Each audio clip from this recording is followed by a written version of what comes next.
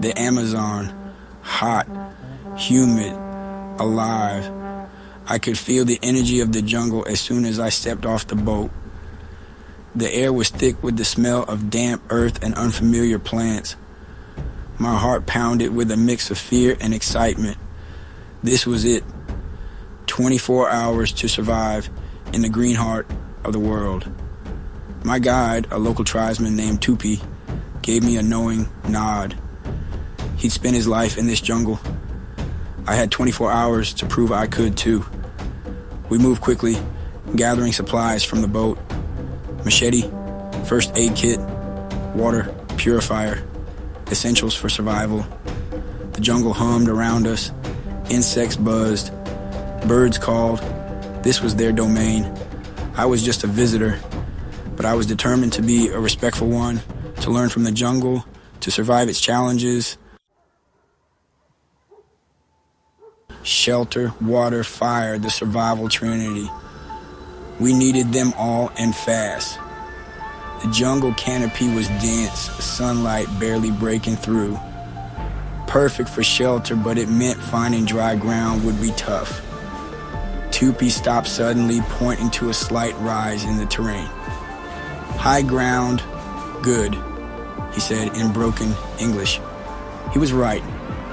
We needed to be above any flash floods. We set to work, using our machetes to clear an area and gather materials for a basic shelter. Water was next. The Amazon is full of it, but not all drinkable. We found a stream gurgling nearby. My water purifier would be essential to remove any harmful bacteria. Trust no water, but your own, I reminded myself. A survival mantra. With a basic shelter built and our water situation sorted, it was time to venture deeper into the jungle. The air grew thicker, the light dimmer as we moved further from the river. Every sense was on high alert. The jungle was alive with unseen eyes. Huge trees soared above, their branches draped with vines thick as my arm. Giant spider webs glistened between the leaves, testament to the jungle's creepy crawlies. I pointed to one, its intricate design catching the light. Beautiful but deadly, I said to the camera, a reminder of the jungle's constant duality. Tupi led the way, his movements silent and sure-footed. He moved like a shadow, a stark contrast to my clumsy steps. But I was determined to learn, to adapt, to become one with the green labyrinth around us. The jungle was a sensory overload. The air hung heavy, thick with humidity. The scent of damp earth and decaying vegetation filled my nostrils. Then the sky opened. Rain lashed down, transforming the jungle floor into a muddy torrent. We scrambled for cover under a large, buttress-rooted tree. The rain was so heavy it was like being underwater. The jungle was a different beast now, angry and unforgiving. I knew this was a test. Could I stay calm? Could I adapt? Tupi, ever resourceful, used large leaves to catch rainwater. Always be prepared, he said, handing me a makeshift leaf cup. He was right. Survival was about expecting the unexpected. And right now, the unexpected was a jungle downpour. Section 5, a symphony of sounds. As quickly as it started, the rain stopped. The jungle air, now even thicker, was filled with the sounds of life resuming. Insects buzzed, frogs croaked, birds called to each other through the dripping leaves. It was a symphony of nature, both beautiful and unsettling. We emerged from our shelter, dripping but undeterred. The jungle floor was treacherous, mud sucking at our boots with every step, but the sounds were a reminder that we weren't alone. The jungle was teeming with life, both predator and prey. I listened intently, trying to distinguish between the harmless rustlings and the sounds that could signal danger. A low growl in the distance sent a shiver down my spine. Something was out there, something watching. Section 6, Close Encounters of the Wild Kind. We pushed on, the jungle floor a maze of tangled roots and fallen branches. The air was thick with anticipation. We were being watched. I could feel it.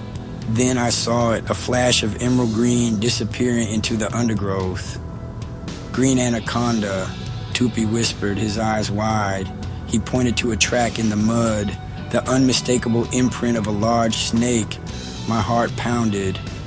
Anacondas were apex predators, capable of taking down prey much larger than me. We gave the area wide berth, moving cautiously through the dense foliage. The encounter was a stark reminder of the jungle's raw power. It was a place of incredible beauty, but also constant danger. We had to stay alert. Complacency could be deadly. Section 7, The Hunger Games Jungle Edition. As the day wore on, my stomach rumbled. Finding food in the jungle was a challenge. We'd come across edible plants thanks to Tupi's expert knowledge, but I craved something more substantial, something with protein. Tupi stopped by a fallen log, pointing to a cluster of large black ants. Grubs, he said, a gleam in his eye. He used his machete to split open the log, revealing a writhing mass of fat, juicy grubs. My stomach churned, but I knew I had to eat. I popped a grub into my mouth, trying not to think about what I was eating. It tasted surprisingly nutty. Survival food wasn't always appetizing, but it did the job. The jungle provided, even if its bounty wasn't always palatable.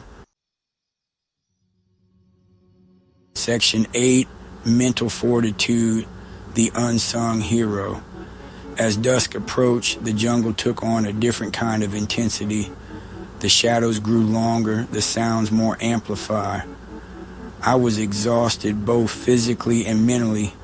The constant need to be alert, to be aware of my surroundings was taking its toll. I sat with my back against a tree, taking deep breaths. Survival wasn't just about physical strength. It was about mental fortitude, about pushing through fear and exhaustion, about never giving up. I thought about the challenges I faced, the lessons I learned. The jungle had tested me, pushed me to my limits, but it had also shown me my own resilience, my ability to adapt and overcome. Section 9, Lessons from the Green Heart. The first rays of dawn filtered through the dense canopy, signaling the end of my 24-hour challenge. I had survived. More than that, I had thrived.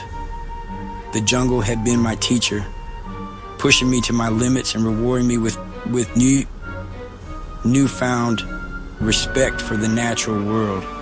As I stood on the riverbank watching the sunrise paint the sky in vibrant hues, I felt a profound sense of gratitude for the jungle's harsh beauty, for Tupi's guidance, and for my own resilience. The jungle had taught me the importance of adaptability, resourcefulness, and mental fortitude. It had shown me that even in the face of adversity, there is always beauty to be found. And most importantly, it had reminded me that we are all connected to the natural world, whether we realize it or not.